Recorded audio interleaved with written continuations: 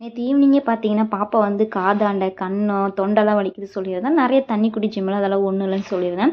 அப்புறம் ஒரு 7 மணி 7:30 மணி பக்கம் பார்த்தீங்கன்னா அரை மணி நேரமாக உட்காந்து அழுகுறா, வலிக்குது வலிக்குது சரி சொல்லிட்டு ஹாஸ்பிட்டல் கூப்பிட்டு போயிட்டு காமிச்சிருந்தோம். இந்த கணத்துலலாம் வரும் இல்லையா அம்மை குட்டால் அம்மைன்னு சொல்லுவாங்க இல்லையா, அது வந்துருந்துச்சு.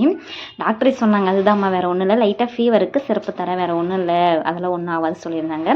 நைட்டு கூப்பிட்டு வந்து சிறப்பெல்லாம் ஊற்றி படுக்க வச்சுட்டேன், தனியாக தான் படுக்க வச்சேன். காலையில் எழுந்திரிச்சு செக் பண்ணேன் லைட்டாக எதனா வீங்கியிருக்கான்னு. நான் அவ்வளோலாம் வீகமே கிடையாது, லைட்டாக சும்மா கண்ணை மட்டும் புசு புசுன்னு இருந்துச்சு. சரின்னு வேப்பிலை உடச்சிட்டு வந்து வெளியே வாசலில் கொஞ்சமாக வச்சுட்டு அப்புறம் வேப்பிலையில் மஞ்சள் கொஞ்சம் மிக்ஸ் பண்ணி நல்லா அரைச்சி கூலிங்காக இருக்கட்டும் சொல்லிட்டு அந்த இடத்துல போட்டு விட்டுட்டேன்.